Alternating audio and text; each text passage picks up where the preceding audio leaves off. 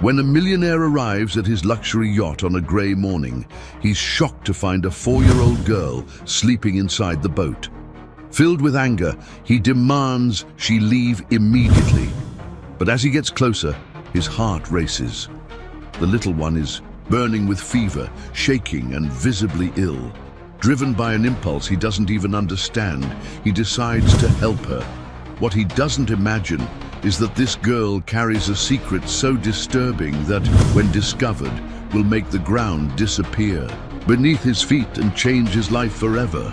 The sun was setting over the horizon when Maxwell Anderson parked his Mercedes at the private marina. His face, marked by deep shadows under his eyes and lines of worry, reflected the strain of a particularly difficult week. The acquisition of the largest supermarket chain in the state had been more complex than anticipated, with resistant shareholders and a hostile press questioning his methods. Now, all he wanted was to retreat to his luxury yacht, where he could finally be alone. The night guard greeted him with a respectful nod as he walked down the pier. The cool autumn wind ruffled his graying hair, and the distinct tang of salt air filled his nostrils. Maxwell adjusted the cashmere coat over his shoulders, feeling the weight of the leather briefcase he carried. Documents he'd need to review over the weekend. At 55, he didn't allow himself a single moment of rest. He walked up the ramp to the Solitude, the name he'd given the yacht in a moment of rare honesty with himself. The 120-foot vessel was his only refuge, the only place. He felt truly at peace. Here, he didn't have to maintain the facade of coldness and control the business world demanded. He could simply be himself, although he wasn't even sure who that man behind the mask was anymore. He punched in the security code and stepped inside. The luxurious interior, decorated in shades of beige and navy blue, was exactly as he had left it the previous Sunday. The crew only came when requested, and he preferred it that way. He dropped the briefcase onto the dining table and loosened his tie, feeling the first signs of relaxation.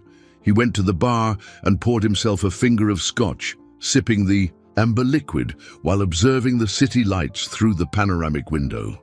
It was almost 8 p.m. when he decided to head to the master suite. He needed a hot shower and a few hours of sleep.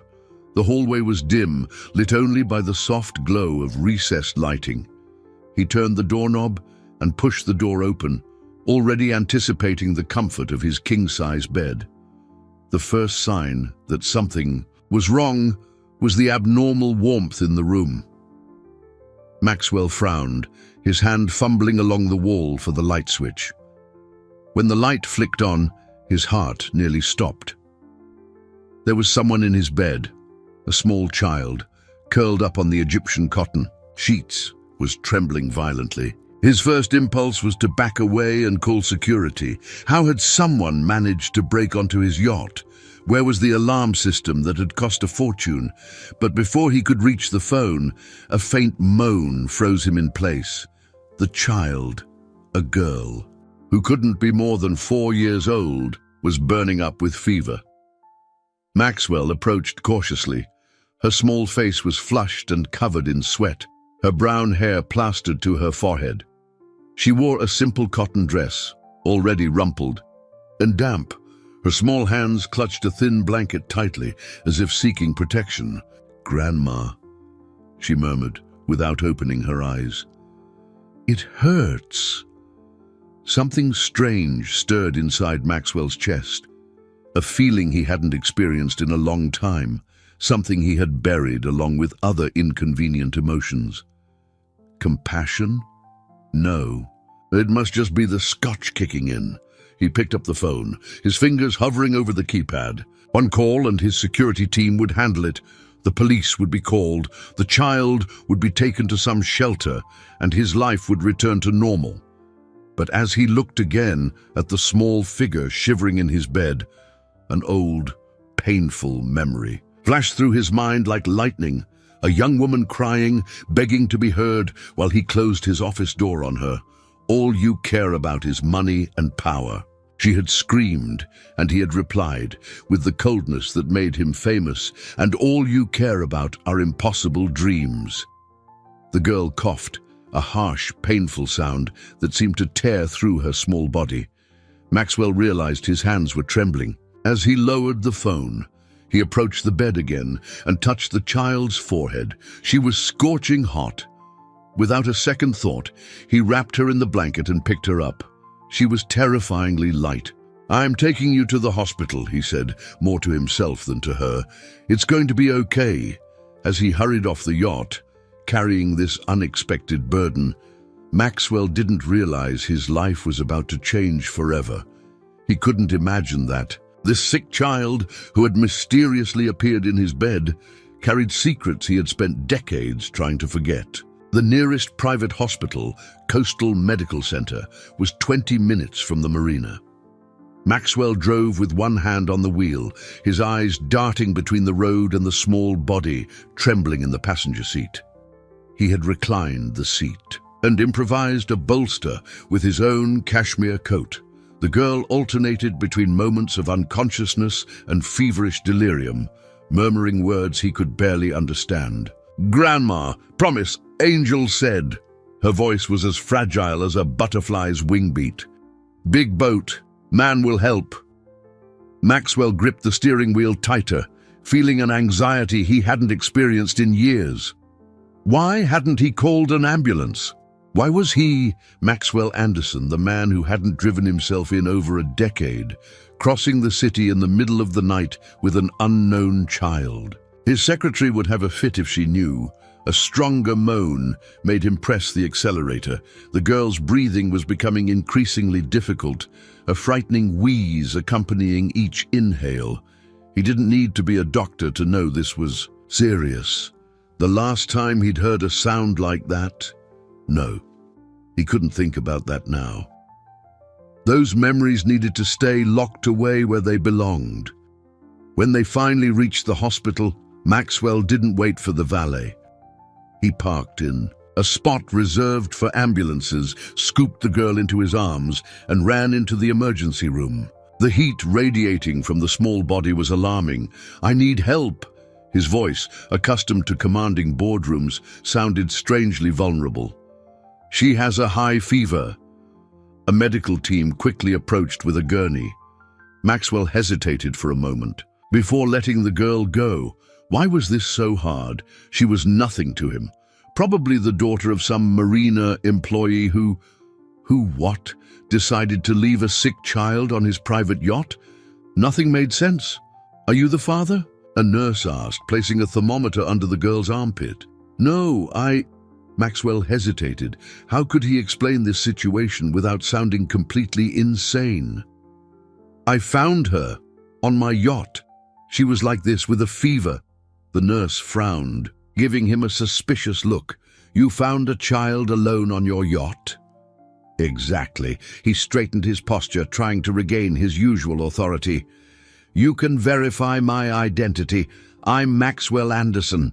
The yacht is registered in my name." "Mr. Anderson?" A doctor approached, her young face marked with concern. "The girl has severe pneumonia. Her temperature is 104 degrees, and her oxygen saturation is very low. We need to admit her immediately. Do you have any information about her? Name, age, parents' contact?" Maxwell shook his head, feeling strangely powerless. He, who always had all the answers, who controlled every aspect of his life and business, was completely lost. "I'll need to call Child Protective Services," the doctor, whose name tag read Dr. Evans, continued. "And the police will have to be notified about—" "No!" The force of his own response surprised him. "I mean, let me try to figure it out first. I have resources. I can hire private investigators. There must be an explanation." Dr. Evans studied him for a moment, as if trying to gauge his intentions. "Do you understand you're taking responsibility here? I can't just—" "I'll pay for everything," Maxwell interrupted, pulling out his platinum card. "The best room, the top specialists. Just give me some time to figure out what's happening." A sharp cry cut through the conversation. The girl had woken up. and was struggling on the gurney as the nurse tried to insert an IV line. Her eyes, a shade of brown that stirred something painful in Maxwell's memory, were wide with fear. "Grandma!" she cried, trying to sit up. "I want my grandma!" Without thinking, Maxwell stepped closer and held her small hand. "Easy, little one. It's going to be okay." The words came out naturally, as if a long dormant part of his being had awakened. "I'll find your grandma." The girl looked at him, tears streaming down her feverish cheeks. "Promise, uncle from the big boat?" Maxwell felt his heart clench. How? Did she know? What was going on? But when he opened his mouth to ask, the girl closed her eyes, overcome by fever and exhaustion. "We need to take her to the pediatric ICU now," Dr. Evans announced. "Mr. Anderson, I suggest you go home and rest. Leave a contact number at the front desk." But Maxwell couldn't move. He stood frozen in the hallway, watching the gurney disappear through double doors, carrying not just a sick child, but also a mystery that was beginning to dangerously intertwine with his carefully buried past. Maxwell spent the night at the hospital, something he never imagined doing, slumped in an uncomfortable chair in the pediatric ICU waiting area, his Italian suit wrinkled and his tie loosened at his neck. He looked like a shadow of the powerful businessman he used to be. His attempts to sleep were interrupted by disturbing flashbacks, a young woman with brown hair pleading for his attention, doors slamming, harsh words that now weighed like lead on his conscience. At 6 in the morning, his secretary, Patricia, arrived carrying a briefcase with documents and a change of clothes. She found him just as he'd been when he called her the night before, demanding she immediately hire the best private investigator in the city. "Mr. Anderson," Patricia said softly, handing him a cup of coffee. "The investigator has already started. He's checking the marina's security cameras and—" "It's not enough," Maxwell interrupted, his voice hoarse with fatigue. "I need to know everything about this girl. Who is her grandmother? Why did she call me uncle from the big boat? How did they get onto the yacht?" Patricia hesitated, nervously, adjusting her glasses. In 15 years as Maxwell's secretary, she had never seen him so shaken. "Sir, perhaps it would be better to let the police handle this. You have the shareholders meeting on Monday, the acquisition process." "Cancel everything." Maxwell stood up abruptly, ignoring the pain in his back. "Cancel all my appointments. This week. But sir, the merger—" "I said cancel everything." His voice echoed in the quiet hallway, causing a passing nurse to glance disapprovingly in his direction. Maxwell took a deep breath, trying to regain control. "Sorry, Patricia, just do as I asked." At that moment, Dr. Evans appeared. Her expression was serious, and Maxwell felt his stomach churn. "Mr. Anderson, could you come to my office?" Dr. Evans's office was small and functional. Maxwell sat rigidly in the offered chair while Patricia waited outside. "The pneumonia is more severe than we initially thought," the doctor began, getting straight to the point. "We found signs that the infection had been present for several days without adequate treatment. Furthermore—" She paused, consulting her notes. "The girl is malnourished and shows signs of chronic anemia." Maxwell felt a wave of nausea. Will she be all right? We're doing everything possible, but I have to be honest. The next 48 hours will be critical." The doctor watched him intently. "Mr. Anderson, I need to know the truth. Do you really have no idea who she is?" "No," he replied, but something in his voice betrayed his uncertainty. Those brown eyes, there was something terribly familiar about them. "She had a few lucid moments during the night," Dr. Evans continued. "She keeps asking for her grandmother and—" She consulted her notes again. "Mentioned something about an angel who said the man from the big boat would help." Maxwell closed, his eyes feeling a sharp pain in his chest. Why did those words affect him so deeply? "Can she have visitors?" he asked, surprising himself. "Briefly and with full protective gear. But Mr. Anderson, Dr. Evans, leaned forward. If you're withholding any information about her identity— I'm not hiding anything, he answered quickly, perhaps too quickly. Can I see her now? Minutes later, suited up in a mask, cap and gown, Maxwell entered the ICU room. The sounds of heart monitors and the artificial respirator filled the space. The girl seemed even smaller and more fragile in the hospital bed, surrounded by tubes and machines. He approached cautiously, observing her pale face. Her brown hair had been pulled back, revealing delicate features that stirred painful echoes. In his memory, he sat in the chair beside the bed, feeling completely helpless. "Why do you look so familiar?" he whispered, more to himself than to her. As if in response, the girl's eyes fluttered open slightly. Through the oxygen mask, her lips moved, forming words he couldn't understand. Maxwell leaned closer. "What is it, little one?" "Photo," she murmured, her voice barely audible. "Grandma has— in the book." Before Maxwell could ask more, her eyes closed again. An alarm started beeping, and a nurse hurried into the room. "Sir, you need to leave now. Her saturation is dropping." Maxwell was ushered out of the room, carrying more questions than answers. What photo? What book? And why, with every passing minute, did he feel he was about to discover something that would change his life forever? Outside the PICU, Patricia waited with another cup of coffee and a worried expression. "The investigator called," she said. "He found something on the security cameras, an elderly woman. She'd been watching your yacht for several weeks." The security footage was grainy, but the figure was unmistakable. An elderly woman with grey hair, wearing a worn coat, stopped every day around the same time near the marina. She always sat on a weathered bench from where she had a clear view of Maxwell's yacht. In her hands, she held what looked like a small notebook. "She'd sit there for hours," explained Robert Kane, the private investigator, showing more images on his tablet. "Security approached her a few times, but she always said she was just resting, since she wasn't causing any trouble." Maxwell watched the images with a growing sense of unease. The elderly woman had something familiar about her features, but the video quality didn't allow for a clear identification. "Did you find out who she is?" Kane hesitated, adjusting his tie. "That's where things get interesting, Mr. Anderson.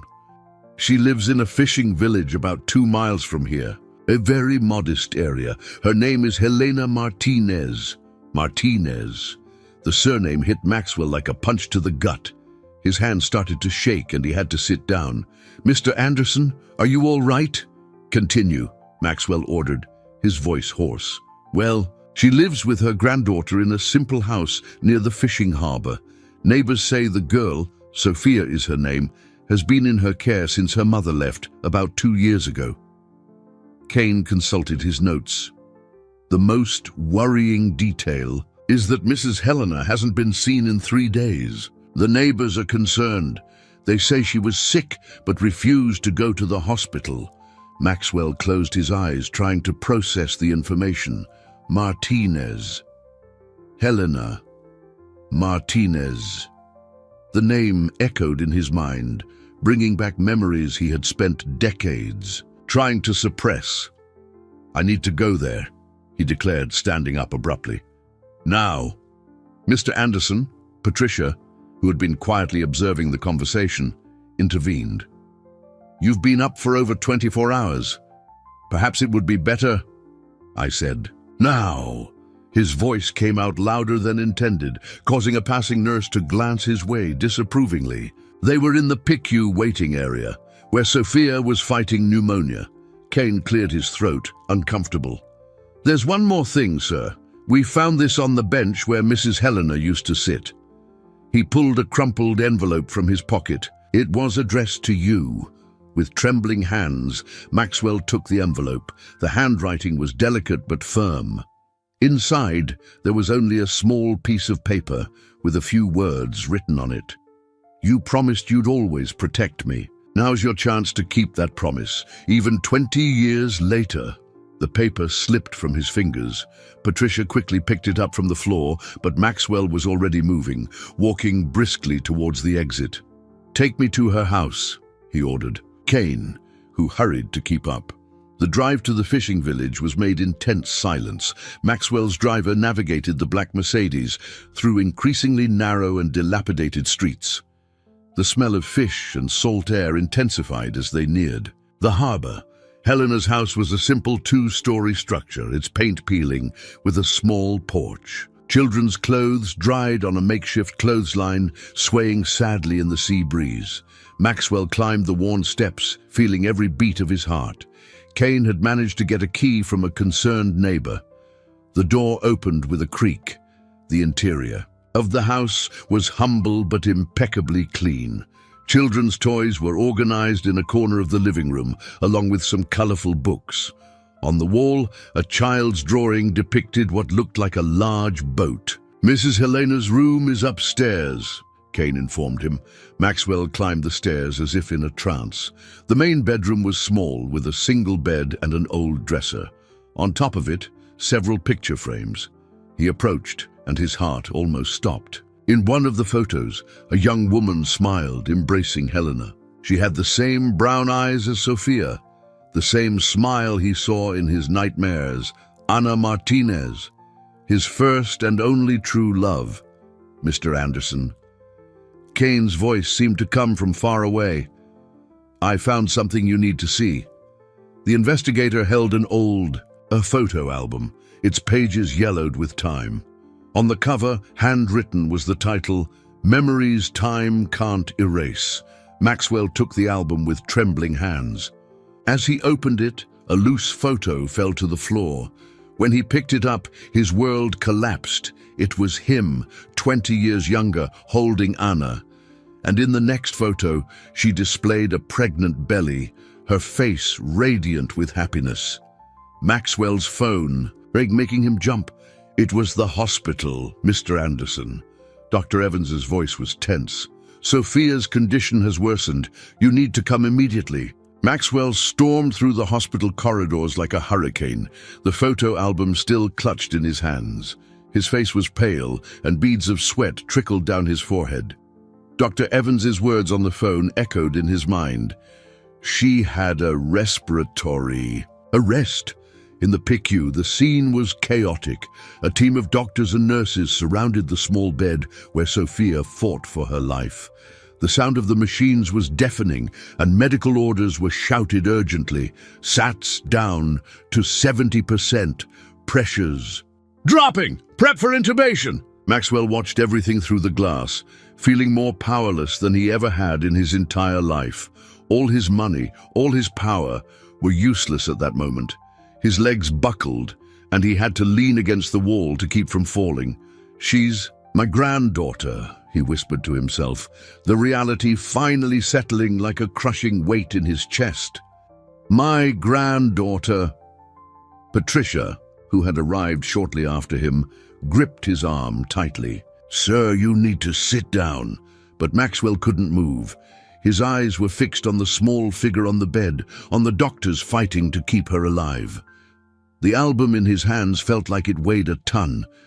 After what felt like an eternity, Dr. Evans came out of the room. Her face was strained, but there was a slight relief in her expression. "We managed to stabilize her," she said, removing her surgical mask, "but we need to intubate. The infection is very aggressive, and her lungs couldn't manage on their own." Maxwell couldn't finish the sentence. "The next few hours will be crucial." The doctor paused, studying the man before her. The powerful businessman seemed to have aged 10 years in a few hours. "Mr. Anderson, now that she's intubated, visitors will be even more restricted. I suggest you go home. Get some rest." "I can't." His voice came out hoarse, broken. "She's my granddaughter." Dr. Evans blinked, surprised. "How?" With trembling hands, Maxwell opened the photo album. The pages told a story he had tried to bury for 2 decades, photos of him and Anna at various times, dinners, trips, intimate moments of a couple in love. And then, the images that changed. Everything. Anna pregnant, her face radiant with happiness. Between the pages there was a letter. The paper was yellowed, the creases worn from being handled so many times. The date at the top was 20 years ago. Dearest Max, I tried to tell you in person so many times, but you were always too busy with your meetings, your acquisitions, your empire building. So I decided to write this letter, which, like so many others, will probably never reach you. I'm pregnant, 3 months. It's a girl, Max, our daughter. I know you said you weren't ready for a family, that you needed to focus on your career. I know that to you, my dreams of building something together were just the foolish fantasies of a naive girl. But this life growing inside me is real, and unlike you, I can't just ignore it for the sake of business success. Mom says I should forget you, move on. Maybe she's right. After all, you made your priorities very clear in that last argument. Feelings are for the weak, you said. The business world has no room for love. So goodbye, Max. I hope all that power and money you desire so much truly fills the emptiness you carry inside you. With love, yes, still with love. Anna Maxwell closed his eyes, tears streaming down his face, without him bothering to hide them. Through the glass, he could hear the rhythmic sound of the ventilator keeping his granddaughter alive. Where is Helena? Dr. Evans asked softly. The grandmother Sophia keeps calling for. We don't know. Maxwell swallowed hard. She disappeared 3 days ago. She was sick, but at that moment, his phone rang. It was Kane. Mr. Anderson, the investigator's voice was urgent. We found Mrs. Helena. She's at County General. She had a stroke. Maxwell felt the world spin. On one side of the glass, his granddaughter fought for her life. Across town, the woman who had raised his daughter, the daughter he never knew, was also hospitalized. Patricia, his voice came out as a hoarse whisper, arrange for Helena Martinez's transfer here immediately. The best room, the top specialists. Yes, sir. As his secretary moved away to make the necessary calls, Maxwell pressed his hand against the PICU glass, watching Sophia's pale face. Forgive me, he murmured. Please, forgive me. The heart monitor continued its steady beep, like a clock marking every second of regret for a lifetime of wrong choices. Helena Martinez's transfer to Coastal Medical Center was like a military operation. Maxwell used all his influence to expedite the process, ignoring protests from doctors and bureaucrats. In less than 2 hours, she was settled in a room on the same floor as the pediatric ICU, just a few doors down from where Sophia fought for her life. The diagnosis was grim. Hemorrhagic stroke, aggravated by days without proper medical attention. Helena had been found unconscious in her home by neighbors who only decided to break down the door when they realized no one had answered for days. The doctor now attending her, Dr. Ramirez, didn't hide his concern.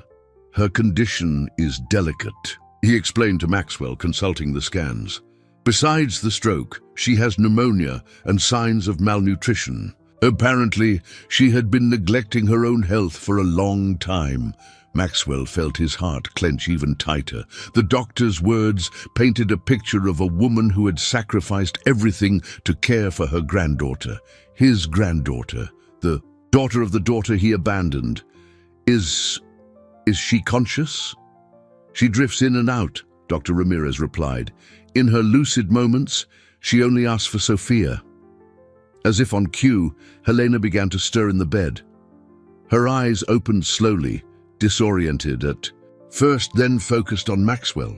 The recognition in her gaze was immediate and painful. You... Her voice was just a hoarse whisper. Finally. Maxwell approached the bed, his legs trembling. The woman before him was just a shadow of the proud figure he remembered from 20 years ago, when she threw him out of her house after his last fight with Anna. Mrs. Martinez, he began, but she cut him off with a weak wave of her hand. "Sophia!" Tears began to stream down her wrinkled face. "My little one. Where is she?" "She's—" Maxwell hesitated, unsure how much to reveal about the girl's condition. "The truth," Helena demanded with surprising strength in her weakened voice. "Always the truth." Maxwell sank into the chair beside the bed. "She's in the ICU. Severe pneumonia. She's intubated." A sob escaped Helena's lips. I tried to take her to the doctor, but I didn't have the money. The community clinic was closed. She got worse every day. Why didn't you contact me sooner?" The question came out harsher than he intended. Why wait until she was dying? Helena finished, her gaze now hard as steel. "How could you help if you didn't even know she existed, if you didn't even want to know about your own daughter?" The words hit Maxwell like slaps. "Anna, where is she?" The silence that followed was deafening.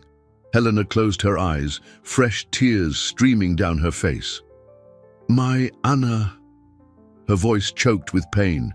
She fought so hard, worked 2 jobs throughout. Her pregnancy, finished college, got a good job.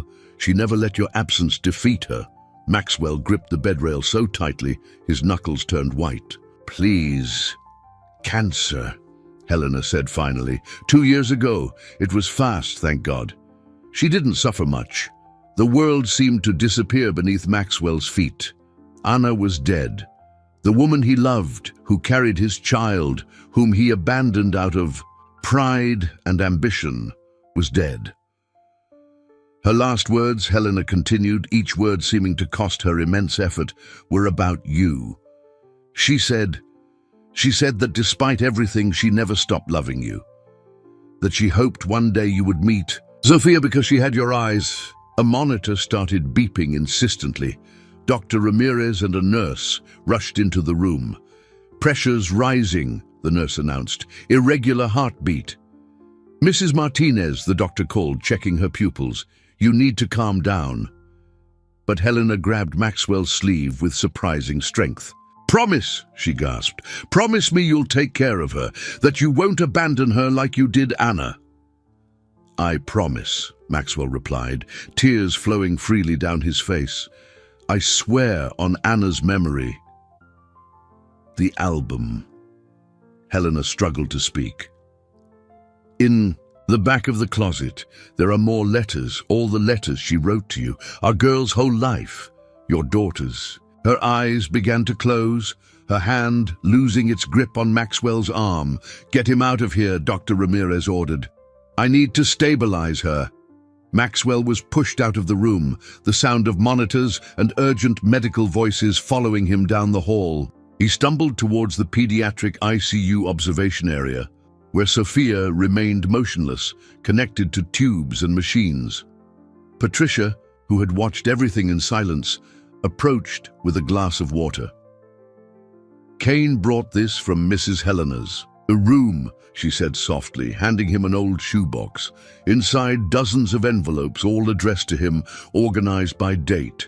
20 years of history, 20 years of a life he chose to ignore. The sound of a new emergency in the ICU made him lift his head sharply. Doctors were rushing to Sophia's bedside. The alarm in the ICU was due to another drop in Sophia's oxygen saturation. Maxwell watched helplessly as the medical team worked intensely over his granddaughter's small body. His hands trembled, holding the box of Anna's letters, each envelope weighing like lead on his conscience. "Increase ventilator support." Dr. Evans's voice sounded tense through the glass. "We need more antibiotics." Maxwell let himself fall into a chair, the box balanced on his lap. With trembling fingers, he picked up the first envelope, dated just days after his last argument with Anna. The paper was yellowed, the folds marked by time. "Dearest Max, I had my first ultrasound today. Our baby is the size of a blueberry.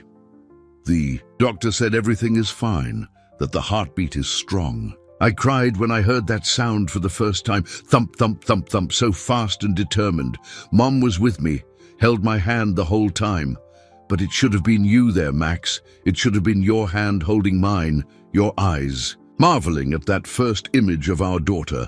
I know you said you weren't ready, that a family would interfere with your plans. But how could something so perfect, so full of life be an obstacle? Still love you, Anna.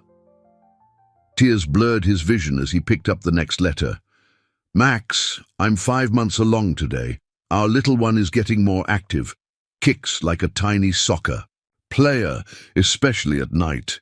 Sometimes I put my hand on my belly and imagine it's your hand there, feeling these movements with me. I got a promotion at work. I'm saving every penny for when she's born. Mum says I'm stubborn, that I should sue you, demand child support. But I don't want your money, Max. Never did. I just wanted your love, your presence. Still hoping, Anna.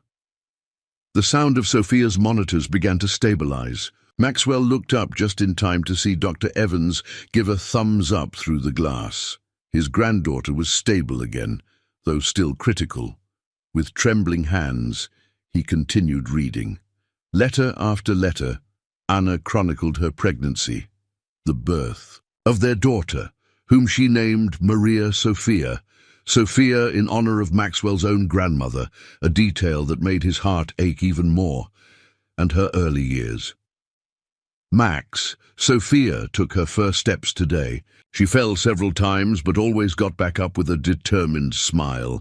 She has your stubbornness, you know, and your eyes. I look at her and see you looking back at me. Sometimes she asks about her father.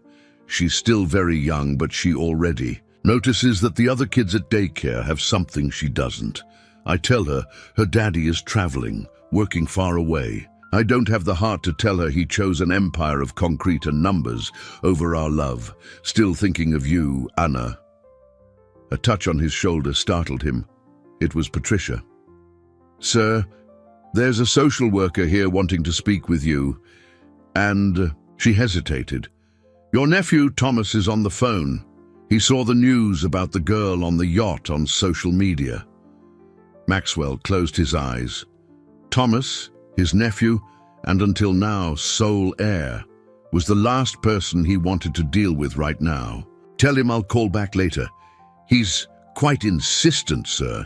Mentioned something about legal questions regarding paternity and...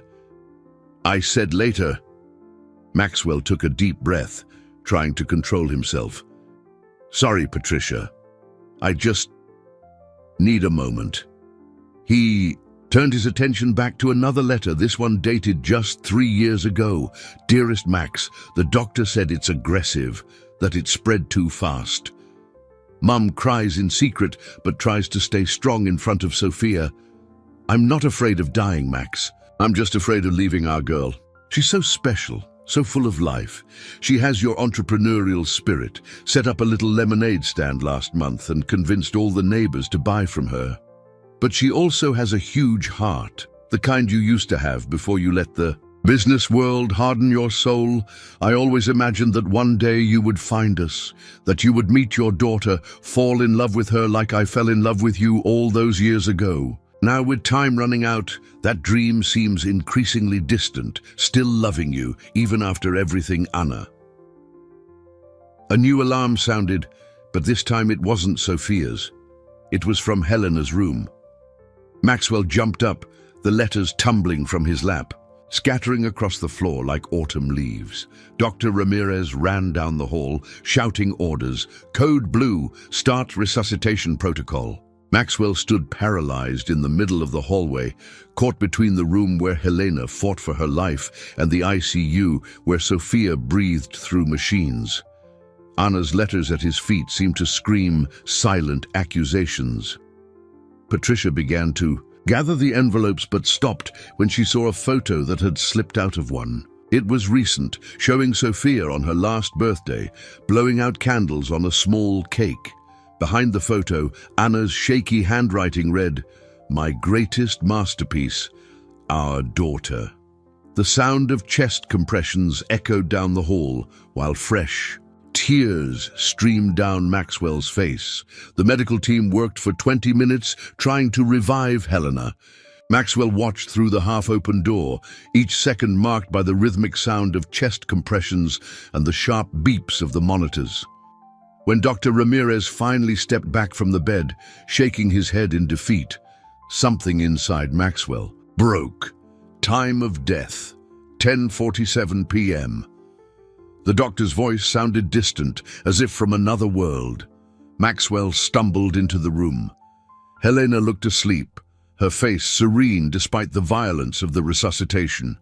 He held her still warm hand, feeling the crushing weight of guilt. "Forgive me," he whispered. "Please forgive me for everything." A nurse gently touched his shoulder. "Mr. Anderson, the social worker is waiting in Dr. Evans's office. It's urgent." The office felt different this time.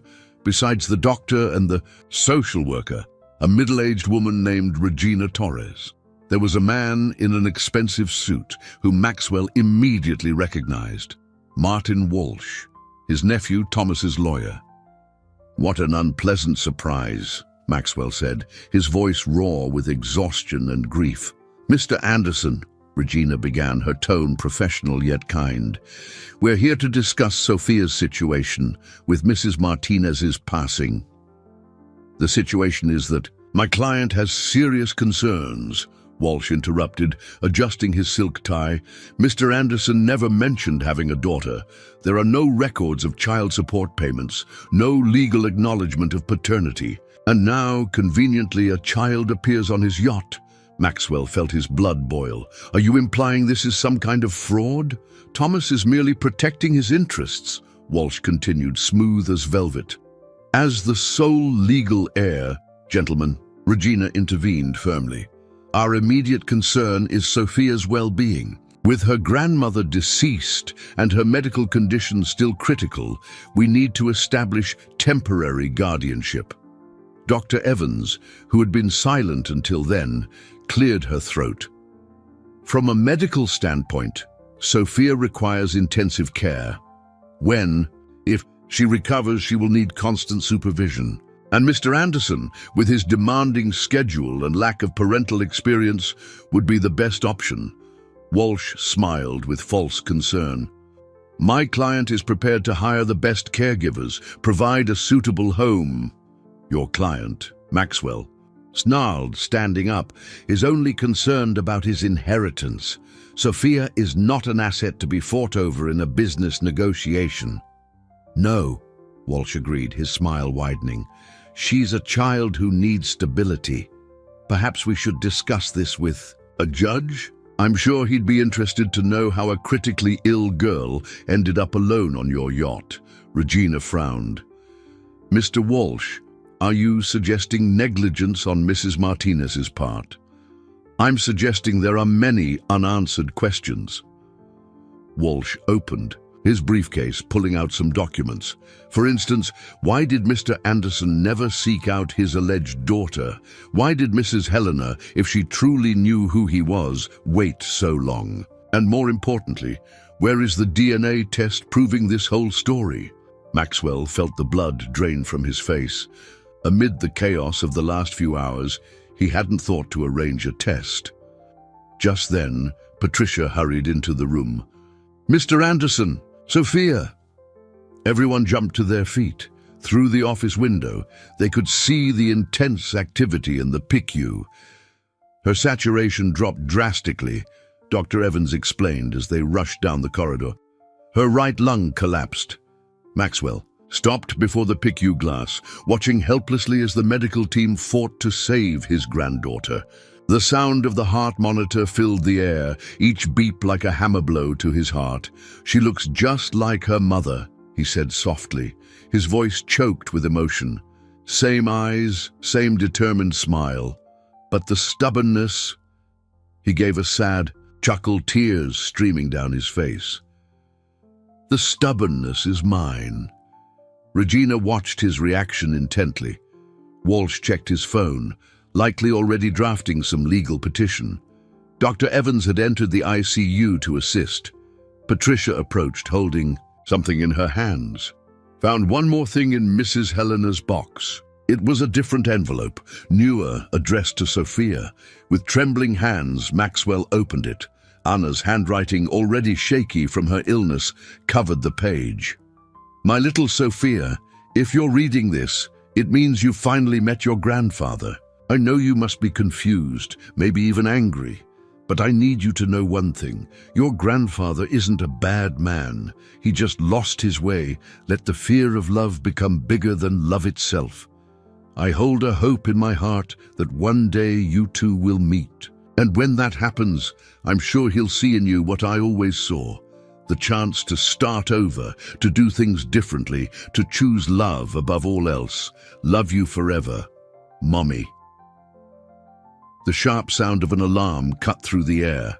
In the ICU, Sophia was going into cardiac arrest. The next few minutes unfolded like a slow-motion nightmare.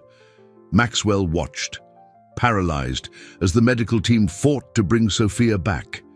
Each second of flatline on the heart monitor was an eternity of agony, charging to 200. Dr. Evans's voice was firm, professional, clear. Sophia's small body arched with the shock of the defibrillator. Nothing. Up to 250. Clear. Maxwell pressed his forehead against the cool glass of the ICU. Anna's letter was still in his hand, her words echoing in his mind. The chance to start over. Was this the price of his redemption, losing Sophia before he ever truly knew her? More epinephrine, ordered Dr. Evans. Continue compressions. Walsh, the lawyer, made notes on his phone, his face a mask of false concern. This will certainly be relevant to the proceedings, he muttered, just loud enough for Regina, the social worker, to hear. Shut up. Maxwell's voice came out as a growl. Shut your damn mouth. 3 minutes passed, 4, 5. The medical team continued working tirelessly, but the monitor held its merciless flatline. Doctor, a nurse began, her tone suggesting it might be time to stop. No! Maxwell yelled, pounding the glass. Don't give up on her, please. As if answering his desperate plea, a faint beep sounded on the monitor, then another and another. We have a rhythm, Dr. Evans announced.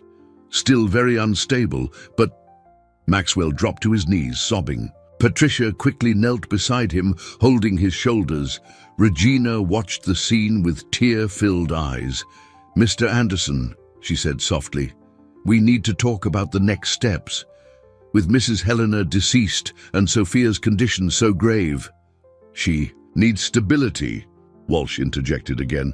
A structured environment with qualified professionals. My client, your client, Maxwell stood up slowly, his voice low and dangerous, can take his inheritance and shove. Gentlemen, Regina cut. Infirmly, this isn't helping. Maxwell took a deep breath, trying to compose himself. Through the glass, he watched the medical team stabilizing Sophia, his granddaughter, his daughter's daughter, the last link to Anna. Patricia, he called without taking his eyes off Sophia. Call Daniel Chen. The private investigator? Patricia asked, confused. No, the DNA specialist. Tell him I need an urgent paternity test, and then call James Sullivan. Walsh raised an eyebrow. The district attorney? No, Maxwell turned, facing the lawyer. Judge James Sullivan, my college friend. Explain the situation, Patricia. Tell him I need an emergency hearing for temporary guardianship. Now. You can't, Walsh began, but Maxwell cut him off. I can, and I will. This girl is my granddaughter, and I'll prove it. But more importantly, she needs family. The last thing Anna wrote was about hope, about starting over. I won't let this turn into an inheritance dispute. Regina cleared her throat. Mr. Anderson, I must advise you, even with a positive DNA test, other factors need consideration. Your age, your work schedule, then I'll change my schedule, Maxwell declared, his voice firm. I'll retire if I have to, sell the company. I don't care. I already lost Anna because of my pride and ambition. I won't lose Sophia too. At that moment, Dr. Evans emerged from the ICU, removing her surgical mask. Her face was exhausted, but there was a different light in her eyes. "Her saturation is improving," she announced. "It's too early to celebrate, but she's fighting. She's a very strong little girl." "Like her mother," Maxwell whispered. "Like her grandmother." Patricia returned, her face bright. "Mr. Anderson, Dr. Chen is on his way to collect the samples, and Judge Sullivan," she cast a triumphant glance at Walsh, "has agreed to hold an emergency hearing tomorrow at 9 a.m. Walsh adjusted his tie, visibly uncomfortable. "This is irregular. My client—" "Your client," Maxwell cut him off, "can wait his turn like everyone else. Now, if you'll excuse me, I need a moment alone with my granddaughter." He entered the ICU, properly gowned and masked, approaching Sophia's bed. Her small face was pale, but a soft color was returning to her cheeks. He sat beside her, taking her tiny hand in his. "Hi, little one," he whispered. "It's me, your grandfather. I know I made a lot of mistakes, hurt people I should have protected, but I promise it will be different with you. I'll get it right this time. I just need you to keep fighting. Please, Sophia, keep fighting." As if in response, her fingers twitched slightly within his. The night in the hospital dragged on with agonizing slowness. Maxwell didn't leave Sophia's side, dividing his time between the ICU and the hallway, where he occasionally consulted Anna's letters. Every word he read was a fresh stab to his heart, revealing a lifetime of lost moments. Around 4 in the morning, Patricia quietly entered the hallway, carrying a thick folder. Her face showed clear signs of exhaustion, but her eyes were alert. "We found more things at Mrs. Helena's house," she said softly, handing the folder to Maxwell. "These are Sophia's school records, photographs, medical reports, and this." She held out a small, faded blue notebook. On the first page, Anna's delicate handwriting identified it, "Pregnancy Journal." "I can't read anymore," Maxwell confessed, his voice hoarse. "Every word from her, every moment I missed." "Sir?" Patricia hesitated, a rare occurrence in their many years working together. "There's something else you need to know. Thomas is giving interviews." Maxwell closed his eyes, feeling a wave of nausea. What kind of interviews?" He's suggesting Mrs. Helena planned all this, that she deliberately put Sophia at risk to force a financial settlement. Social media is complicated." As if to confirm her words, Maxwell's phone buzzed with a notification. It was a message from his head of public relations. "Need an urgent statement. Company stock dropped 3% in pre-market Asian trading." "Damn kid," Maxwell muttered, deleting the message. He has no idea. He was interrupted by the sound of hurried footsteps. Dr. Evans was coming down the hall, accompanied by another doctor Maxwell didn't recognize. "Mr. Anderson," she called, her tone urgent, "we need to talk." The other doctor introduced himself as Dr. Mendez, a specialist in pediatric pulmonology. His face was grave. "The infection isn't responding to the antibiotics as we'd hoped," he explained, showing some X-ray images. "The right lung remains severely compromised, and we're seeing signs that the left is also being affected." "What does that mean?" Maxwell asked, though he dreaded the answer. "It means we need to try a more aggressive treatment," Dr. Evans replied. "But it's experimental and expensive, very expensive." "Money is not an issue. It's not just about money," Dr. Mendez continued. "The treatment carries risks, and we need authorization from a legal guardian." Maxwell felt his heart clench. "But I'm still not—" "Exactly," Dr. Evans completed softly. "Without legal guardianship, we can't proceed. And from what I understand, the hearing isn't until 9 a.m. "How much time does she have?" The doctors exchanged worried glances. It was Dr. Evans who answered. "Under current conditions, maybe a few hours. Maxwell shot up, grabbing his phone. "Patricia, wake Judge Sullivan. I don't care if it's the middle of the night. Tell him it's a matter of life and death." While his secretary made the call, Maxwell returned to the ICU. Sophia was paler than ever, her small body struggling to breathe even with all the help from the machines. He pressed his hand against the glass as if he could reach her through it. "You have to hold on, little one," he whispered. "Just a few more hours, please." The sound of heels in the corridor announced the arrival of Regina, the social worker. Her usually professional face showed signs of genuine concern. "Judge Sullivan has agreed to an emergency video conference hearing," she informed him. "But Thomas and his lawyer have also been notified. They have the right to participate." As if on cue, Dr. Chen, the DNA specialist, arrived carrying his equipment. "I can have a preliminary result in 2 hours," he announced. "It won't be the full test, but it will be enough to establish kinship with high probability." Patricia returned with more news. "The funeral home is awaiting instructions regarding Mrs. Helena." Maxwell felt the weight of the world on his shoulders. So many decisions, so many responsibilities, and his granddaughter fighting for her life just a few feet away. "Take care of the funeral," he instructed Patricia. "The best casket, the best flowers. She deserves—" His voice broke. Helena had cared for his daughter, raised his granddaughter, preserved all those memories he rejected. And now she was dead, unable to see the end of this story. A new alarm sounded in the ICU. Sophia's saturation was dropping again. "Dr. Chen," Maxwell called, his voice trembling. "Start the test. Regina, set up the video conference."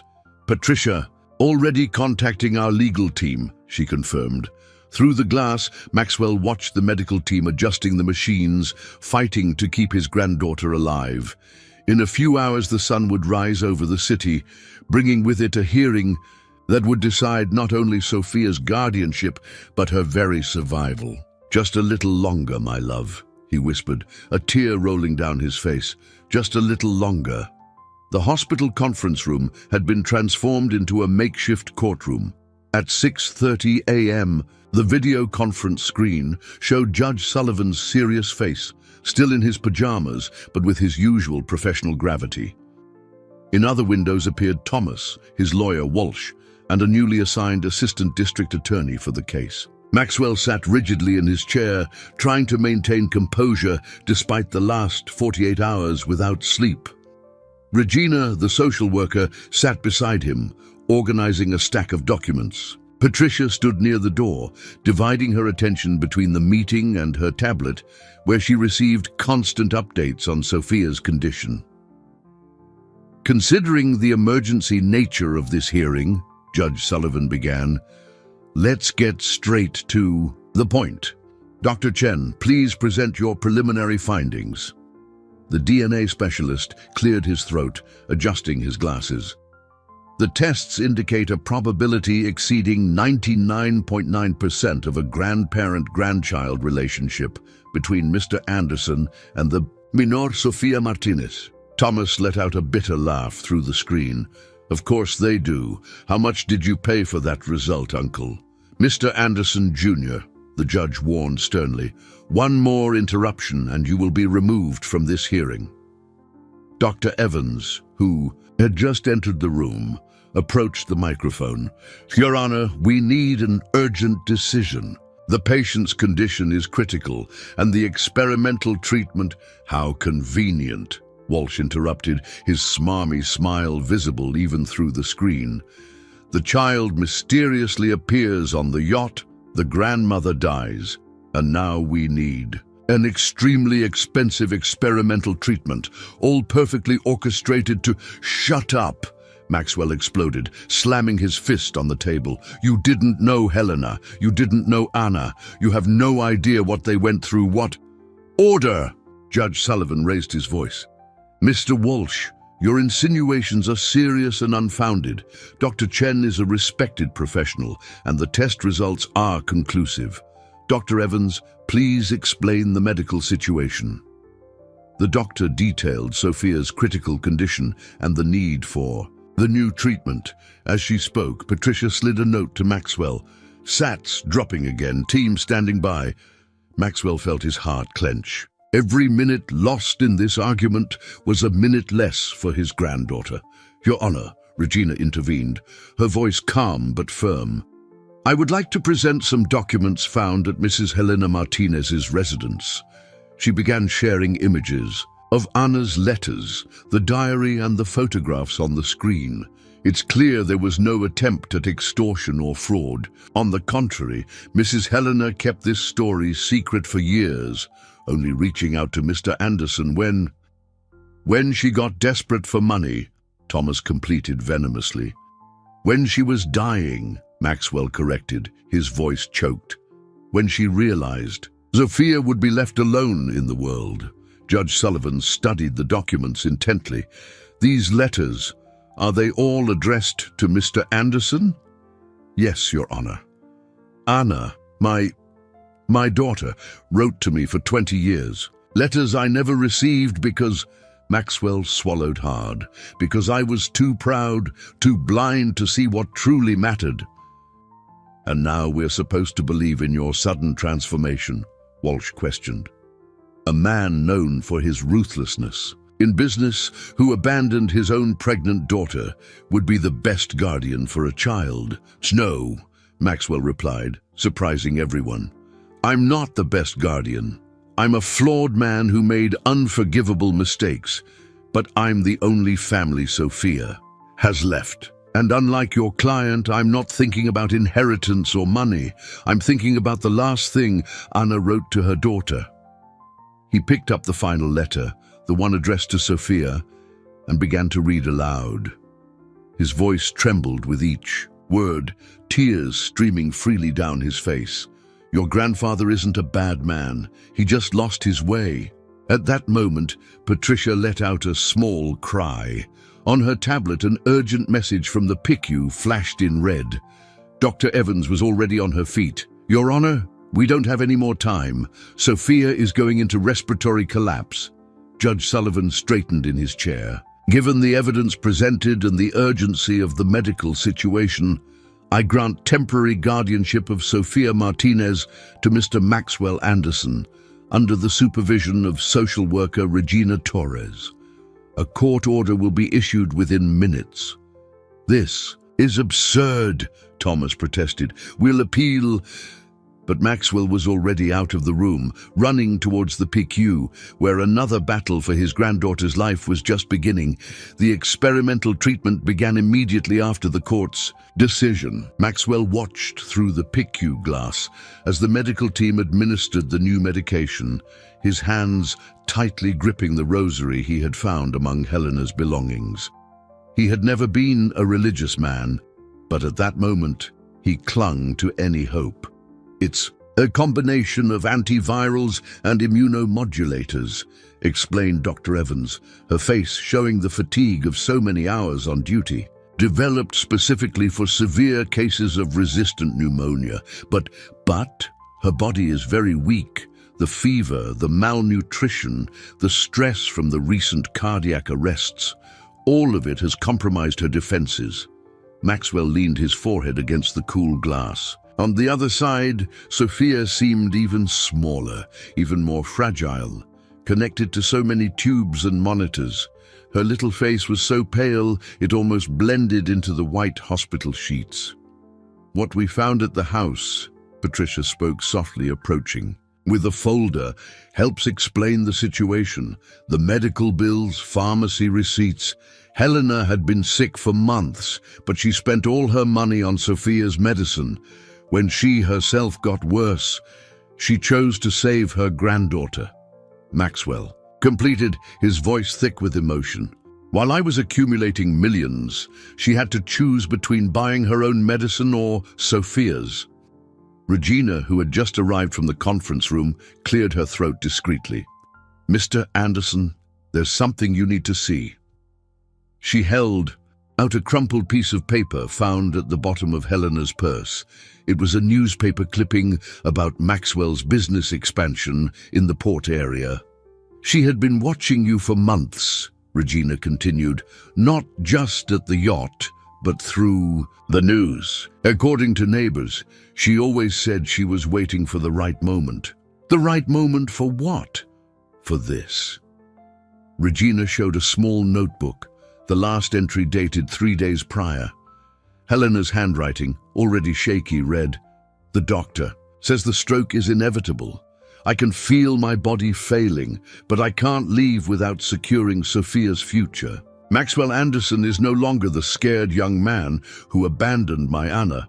I've seen how he looks at the sea every night on his yacht, the loneliness in his eyes. I've seen the news about his donations to children's hospitals, even though he tries to keep it quiet. Maybe the man my daughter fell in love with still exists inside him. Sophia looks so much like Anna. When he sees her, when he looks into her eyes, he'll have to remember, he'll have to feel. God forgive me for what I'm about to do, but I have no choice. Sophia can't be left alone in the world." Maxwell closed his eyes, tears streaming down his face. Helena had planned it, yes, but not for money or revenge. Out of love, out of desperation. For Sophia, an alarm sounded in the PICU. The fever was rising. "Again, she's fighting the medication," Dr. Evans explained, rushing into the room. "Her body is reacting." The next few hours were an emotional roller coaster. The fever spiked and dropped. Oxygen saturation fluctuated dangerously.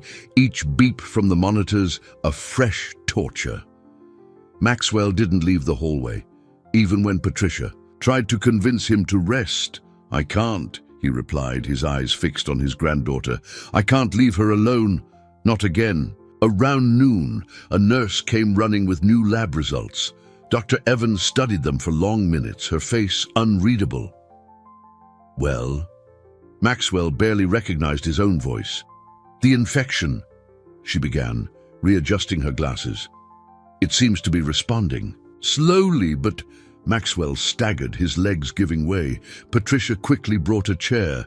"Does that mean—" "It means she's strong," the doctor smiled faintly. "Like her mother, like her grandmother." At that moment, as if responding to the doctor's words, Sophia moved her hand slightly. Her fingers, previously limp, curled gently. "That's right, little one," Maxwell whispered, pressing his hand against the glass. "Keep fighting. Please, keep fighting." Patricia gently touched his shoulder. "Sir, Mrs. Helena's funeral is in 2 hours." Reality hit him like a blow. Helena, the funeral. How could he leave Sophia? How could he not go? "Go," Regina said kindly. "I'll stay with her. It's the least I can do." Maxwell looked one more time at his granddaughter, at the monitors that now showed signs of improvement, however tentative. "I'll be right back, my love," he promised. "I'm just going to thank your grandma for everything." As he turned to leave, he noticed something different on Sophia's face. Despite the breathing tube, despite the paleness and fever, there was a faint, almost imperceptible smile on her lips. Helena Martinez's funeral was simple but dignified. The small chapel was filled with residents from the fishing village, humble, people who had known her and Sophia over the years. Maxwell, in his expensive suit and devastated expression, felt like an intruder in that atmosphere of genuine mourning. An elderly woman approached him after the service, her calloused hands holding a small package. "Mrs. Helena wanted you to have this," she said, handing him the bundle. "She kept it for years, said it was for the right time." Inside the wrapping was a worn wooden box. Maxwell opened it with trembling hands. It was a collection of small treasures. Henna's first baby shoe, a lock of her baby hair, her first school picture, and tucked alongside, a recent note from Helena. "If you're reading this, it means you finally met Sophia and I'm no longer here. I hold no grudge against you, Maxwell. Life is too short for that. Anna didn't either. She always said you had. And kindness inside you, you just lost your way. Sophia is your second chance, don't waste it." Maxwell clutched the box to his chest, silent tears streaming down his face. Around him, The locals shared stories about Helena and Sophia, how they helped at community festivals, how little Sophia always had a smile for everyone, how Helena never let hardship destroy her dignity. She sold cakes, a young mother recounted, bouncing a baby. Even when she was sick, she made the best cakes around to pay for Sophia's medicine. And the girl, added an old fisherman, always helped deliver them. Said she was going to be a businesswoman someday, just like the grandfather she hadn't met yet. Each story was a fresh stab to Maxwell's heart. So much time lost, so many moments, wasted on pride and ambition. His phone vibrated. It was Patricia. "Mr. Anderson," her voice was different, almost cheerful. "Sophia, she's breathing on her own." Maxwell nearly dropped the phone. "What do you mean?" "Dr. Evans just removed the tube. Her saturation is stable. The fever is down considerably. She's asking for you." The world seemed to stop for a moment. Maxwell looked at Helena's casket, at the photo of her smiling serenely on the makeshift altar. "Tell her I'm coming," he replied, his voice thick with emotion. "Tell her Grandpa is on his way." Before leaving the chapel, Maxwell did something he hadn't done in decades. He knelt and prayed. He thanked Helena, asked Anna for forgiveness, and promised them both he would do things differently this time. At the hospital, the atmosphere in the PICU was completely transformed. The frightening machines had given way to simpler monitors, and Sophia, though still pale and weak, was sitting up in bed, propped against pillows. "Uncle from the big boat," she whispered when she saw him, her voice hoarse from the intubation. "Grandma said you would come." Maxwell approached slowly, his heart beating so hard it felt like it might explode. "Hi, little one," he managed to say, sitting on the edge of the bed. "Actually, I'm your grandpa." Sophia studied him with those eyes, Anna's eyes, for a long moment. "I know," she said finally. "Grandma Helena always showed me your picture. Said one day you would find me." "Forgive me," Maxwell whispered, holding her small hand, "for taking so long." Sophia tilted her head thoughtfully. "Grandma said sometimes big people take a long time to learn things kids already know." "And what do kids already know?" "That love is more important than money," she replied simply. "That family is more important than work." Maxwell felt the tears return with force. How could this small child, in her innocent wisdom, express so clearly what he had taken a lifetime to learn? Dr. Evans entered the room, smiling as she saw the scene. "She's responding extraordinarily well to the treatment. She'll still need care, of course, but—" "Can I go to the big boat?" Sophia interrupted, her eyes shining with hope. "Not yet, sweetie." The doctor laughed softly. "But soon. Your grandpa is getting everything ready, isn't he?" Maxwell nodded. In fact, Patricia had already mobilized an entire team to transform the yacht. The guest suite was being converted into a child-friendly space, complete with all the medical recommendations for Sophia's recovery. "Is Grandma Helena coming too?" Sophia asked innocently. The silence that followed was heavy. Maxwell held her hand tighter. "Sophia, we need to talk about Grandma Helena. She's with your mommy now, in heaven." The little girl's eyes filled with tears. "She promised she wouldn't leave me." "She didn't leave you," Maxwell answered softly. "She made sure you wouldn't be alone. She brought me to you." Sophia sniffled, tears rolling down her small face. "Promise you won't leave too." Maxwell picked up the small wooden box Helena had left for him, showing Sophia her mother's little treasures. "I promise, my love, I'm never leaving again. Never." The following days brought a series of changes to Maxwell Anderson's life. For the first time in 30 years, he didn't attend a single board meeting. His office, once his second home, remained closed. His days were now divided between the hospital and preparing for Sophia's arrival. "Are you sure about this, sir?" Patricia asked, showing him the resignation papers from the company presidency. "You built all this over decades and lost what truly mattered in the process," Maxwell replied, signing the documents without hesitation. Thomas can have the company. Just maintain my shares to secure Sophia's future. In the PICU, now converted into a private room, Sophia regained her strength day by day. The paleness gave way to a healthy flush, and her smile, Anna's smile, brightened the room more and more often. "Tell me more about Mommy," she'd ask every night, nestled among pillows. Maxwell had become a constant presence in her room, sleeping in the armchair beside her bed. On this particular night, he held Anna's pregnancy journal, reading carefully, chosen excerpts so as not to hurt the little girl's heart further. "Your mom loved music," he recounted, showing a photo where a pregnant Anna sat at a piano. "She played for you every night, even when you were still in her belly." "I know how to play Happy Birthday," Sophia commented proudly. "Grandma Helena taught me on the church piano." Maxwell made a mental note to add a piano to the list of changes on the yacht. In fact, the vessel was undergoing a complete transformation. The upper deck, once an entertainment space for business meetings, was being converted into a children's play area with every possible safety measure. Regina, the social worker, made regular visits to monitor the adjustment. That afternoon, she watched the interactions between grandfather and granddaughter with approval. "It's remarkable," she commented to Dr. Evans. "I've never seen such a complete transformation in someone." The doctor smiled, nodding. "The power of a child's love. And speaking of transformations," she held up Sophia's latest test results. "Her recovery is surprising even our team."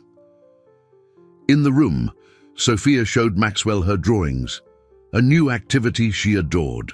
On the sheet of paper, a large, colorful boat floated under a sky full of stars. "It's our new home," she explained. "And look," she pointed to 3 figures on the boat's deck. "That's Grandma Helena, that's Mommy, and that's the angel, Grandma. Who said would help us?" Maxwell felt his throat tighten. "Sophia, do you remember what Grandma said about the angel?" The girl frowned, concentrating. "She said there was a special angel looking after us, that when she got really sick, the angel told her to take me to the big boat, that the sad man who lived there would take care of me." A fresh wave of emotion hit Maxwell. Helena, in her final lucid moments, had turned a desperate situation into a story of hope for her granddaughter. "And you weren't scared?" he asked softly. "Being on the boat alone?" Sophia shook her head. "Grandma said I wouldn't be alone, that the angel would stay with me until you arrived." She smiled, that smile so like Anna's. And she was right. Patricia entered the room silently, carrying another box found at Helena's house. Inside was a scrapbook, all the news articles about Maxwell that Helena had saved over the years. "She never lost hope," Patricia commented, showing headlines about anonymous donations Maxwell had made to children's hospitals. "Even when you tried to hide your more human side, she saw it." "So much time wasted," Maxwell murmured, running his fingers over an old photo where he appeared young, smiling beside Anna. "It's not wasted," Sophia said suddenly, her voice sleepy. "Grandma said sometimes we have to get lost before we can find ourselves again." Maxwell kissed her forehead gently. "Your grandma was a very wise woman. She also said you'd cry a lot when you found me," Sophia continued, her eyes beginning to close. "But it would be a good cry, like washing your heart clean." The tears came instantly, confirming Helena's wisdom once again. Maxwell held his granddaughter's, small hand watching her drift off to sleep. "Mr. Anderson," Dr. Evans called softly from the doorway, "the latest tests are back. If everything continues like this, she can be discharged in 2 days.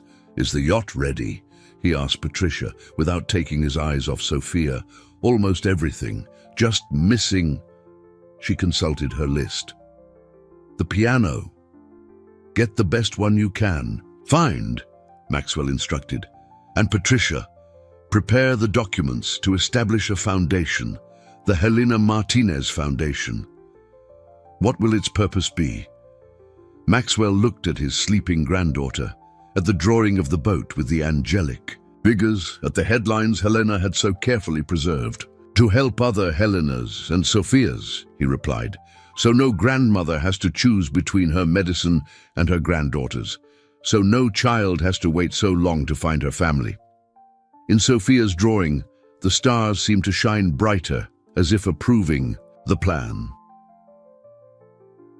6 months had passed since that fateful night on the yacht. The Solitude had been renamed the Fresh Start, its facilities completely transformed.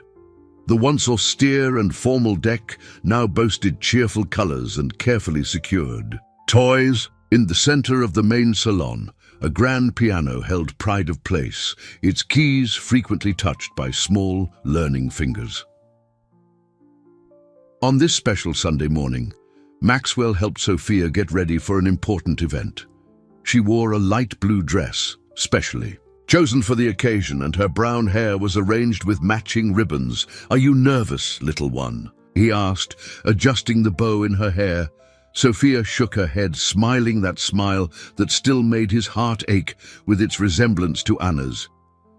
"Grandma Helena always said being nervous is just your body telling you you're doing something important."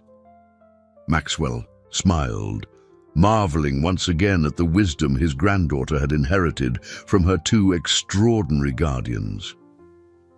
"Your grandma was right, as always."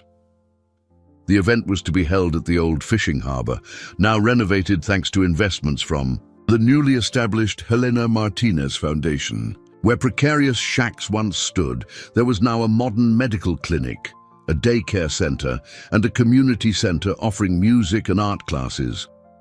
Patricia waited for them on the pier, holding a clipboard and checking last-minute details. "Judge Sullivan has arrived," she informed him, "and Dr. Evans is here too." "And Thomas?" Maxwell asked, though he already knew the answer. "Didn't confirm." Patricia hesitated, "but this morning's papers are quite positive about the foundation." Maxwell nodded. His nephew had taken over the company presidency as planned, and gradually the dust from the legal battle was settling. Money, Maxwell had discovered, had lost much of its power over him since Sophia entered his life. The inauguration ceremony for the Ana Martinez Community Center was scheduled to begin in an hour. Before that, however, there was something important Sophia wanted to do. "Can we go see them first?" she asked, holding her grandfather's hand. "Of course, my love." The small cemetery had been refurbished, its paths now well kept and lined with flowers. The double plot where Helena and Anna rested was covered in fresh flowers. The community members never let them run out. Sophia let go of Maxwell's hand and approached the headstones, kneeling carefully so as not to soil her dress. "Hi, Mommy. Hi, Grandma," she began, her voice soft and clear. "Today is an important day. Grandpa is going to help lots of people, just like you always did. There's even a music school, Mommy, just like you wanted." Maxwell watched the small scene. From a few steps away, silent tears streaming down his face, Sophia continued her animated report. "And guess what else? I can play 3 songs on the piano now. Grandpa said it's because I take after Mommy. He cries sometimes when I play, but he says it's a good cry, just like Grandma said it would be."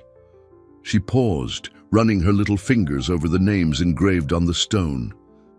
"Sometimes I get sad because you're not here, but then Grandpa hugs me and tells me stories about you, and it feels like you're close by. He said you turned into stars, the brightest ones in the sky." Maxwell approached, kneeling beside his granddaughter. Sophia immediately snuggled into his arms. "Thank you," he whispered towards the headstones, "for not giving up on me, for giving me this second chance." Sophia took something from a small pocket in her dress. It was the drawing of the boat with the angelic figures, now laminated and preserved. "I brought this for you to keep," she explained, placing the drawing among the flowers. "So you never forget we're all together on the big boat, even if some people can only visit in dreams." Maxwell kissed the top of her head, feeling his heart overflow with love. We need to go, little one. People are waiting. Sophia nodded, getting up. Before leaving, however, she touched the names on the headstone one last time. I love you. And Grandpa loves you too. He just took a little while to remember how. Hand in hand, grandfather and granddaughter walked back to the harbor, where dozens of people awaited the inauguration. The morning sun reflected on the calm waters, and a gentle breeze stirred the flags of the new community center. Grandpa, Sophia called, stopping for a moment. Yes, my love. Grandma Helena was right about you. How so? She always said your heart hadn't turned hard. It had just hidden itself away. That one day it would come out of hiding. She smiled, squeezing his hand. And it did. Maxwell scooped his granddaughter into his arms, hugging her tight.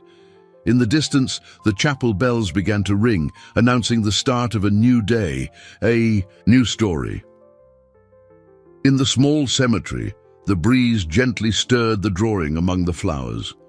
On the paper, the big boat sailed under a starry sky, carrying not only the angels Sophia had drawn, but also the memories, the love, and the lessons of 3 generations of extraordinary women who had, each in her own way, saved Maxwell Anderson's soul.